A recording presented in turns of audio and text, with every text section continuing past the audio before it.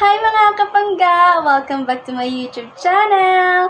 So for this video, ang gagawin ko ay tuturuan ko kayo kung paano gumawa ng thumbnail at kung paano ito ilagay sa inyong mga YouTube video. So kung interesado kayo, just keep on watching!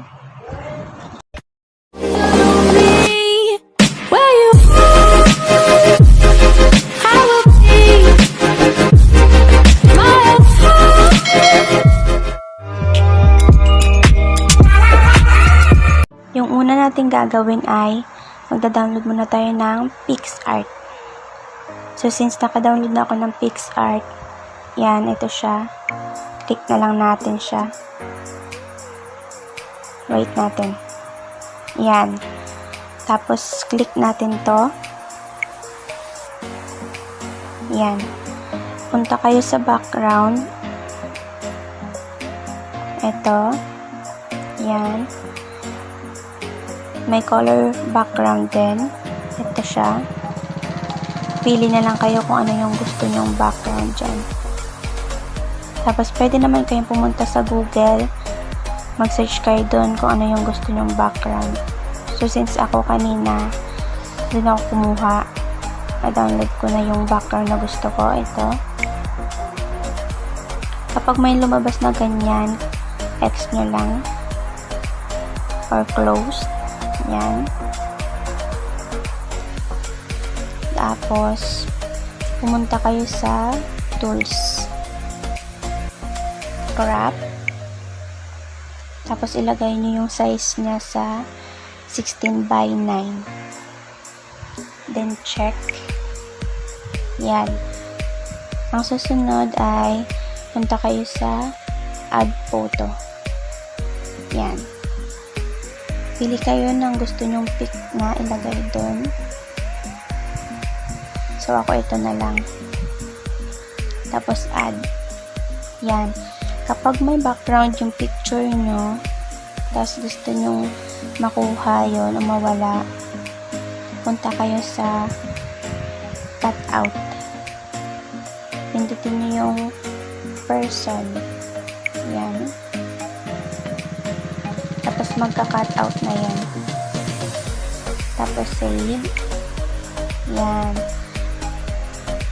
Pagkatapos nyan ay pumunta kayo sa border. Kung gusto nyong lagyan ng border yung picture nyo. Yan. Pwede nyong i-adjust. Pwede kayo mamili ng kulay. Yan. So, ako ito na lang. Yan. Okay na siguro yan. Ito. Yan. Pwede nyo i-adjust yan. Yan. Okay na yan. Pagkatapos nyo yan, pwede nyo i-adjust yung shadow nya. Yan. Yan. Tapos, yung opacity niya. Yan. So, yan. So, pwede nyong i-flip, rotate yung picture niya. Ito, pinitin natin to. Yan. Tapos, pwede nyo siyang lakihan. Yan. Depende sa gusto nyo kung anong size gusto nyo. Yan. Pwede siyang ilagay kung saan nyo gusto. Yan. So, ako dito na lang siguro. Yan. Okay na yan. Pagkatapos na kayo dyan, punta kayo sa text. Yan. Sulat na kayo kung ano yung gusto ilagay. So, ako akyat tayo sa bukid. Yan. Kasi, may video ako na in-upload sa YouTube na umakyat ako sa bukid. So, yun yung lalagyan natin ng thumbnail. Yan.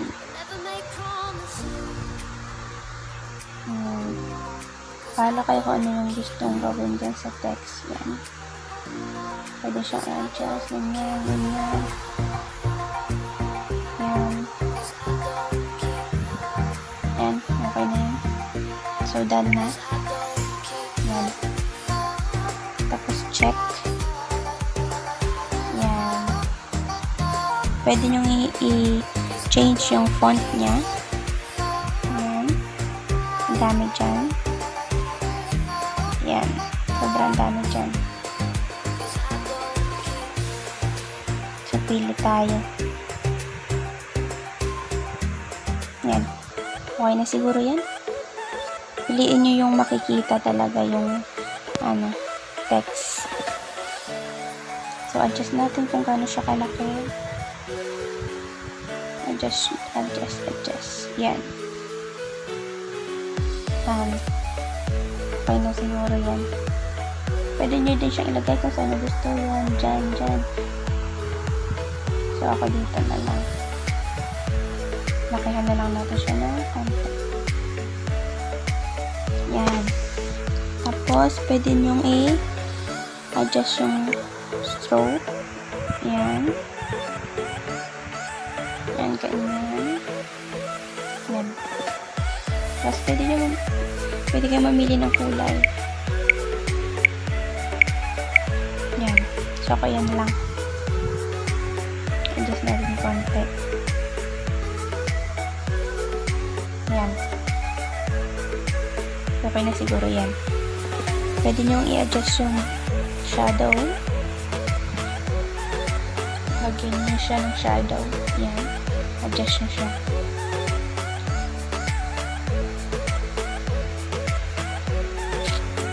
Then, may blend. May opacity. Pwede nyo i-adjust. Yan. So, kapag okay na yan, check nyo lang. Yan. Tapos nyan, kung gusto nyo mag-add ng sticker, punta na lang kayo sa sticker. So, yan. So, ako gusto ko siyang lagyan ng sticker ng mountain. So, search tayo. Ito, mountain wallpaper. Ayan. Pili na lang kayo kung anong gusto nyo. So, pili tayo.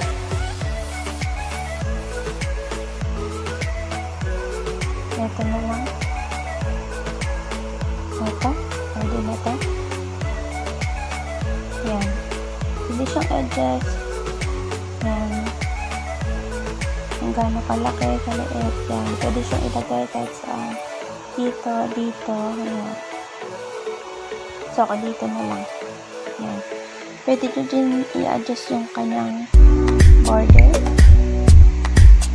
Yan. Palitan ng kulay. Yan. Yan. So, ako ito na lang siguro. Ayan. So, pwede nyo i-adjust yung shadow. Ayan.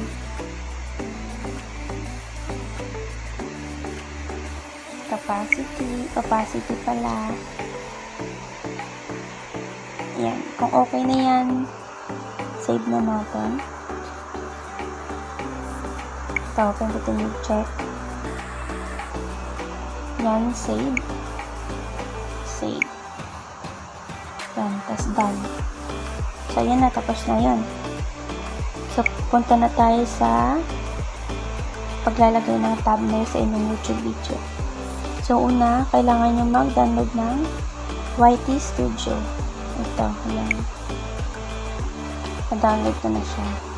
Diyan yung makikita yung watch time, views, mga subscriber mo. Yan, tsaka yung mga videos na in-upload mo. So, click nyo yung video na gusto nyong lagyan ng thumbnail. So, ito yung sinasabi ko kanina. Yan, click natin to. Yan.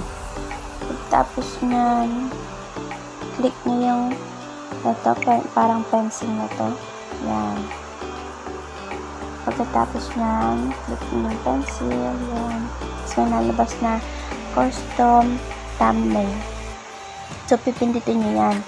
kapag may lumabas na cancel, tapos learn more, ibig sabihin, kailangan nyo i-verify muna yung inyong YouTube channel. So, lalabas doon, lalagay nyo yung contact number nyo, then hintayin yung mag-message, tapos hanapin nyo yung code na ibibigay. So, kapag gawa nyo na yon, magbe-verify na yung YouTube channel nyo. So, ako tapos ko nang gawin yon. Click na natin yung custom thumbnail. Tapos, hahanapin mo yung thumbnail na ginawa mo. So, ito siya, yung ginawa natin kanina. Pagtapos nyan, select nyo lang. Yan. Tapos, save. Yan. Yan.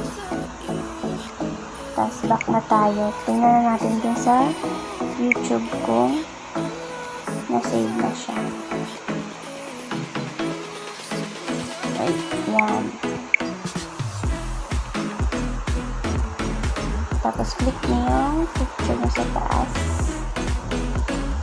Yan. So, ayan. Okay na siya. So, ayan lang mga kapangga. Sana may natutunan kayo sa video ito. Kapag may question kayo, just comment down below and please don't forget to subscribe my YouTube channel and click the notification bell para updated ka sa aking mga videos.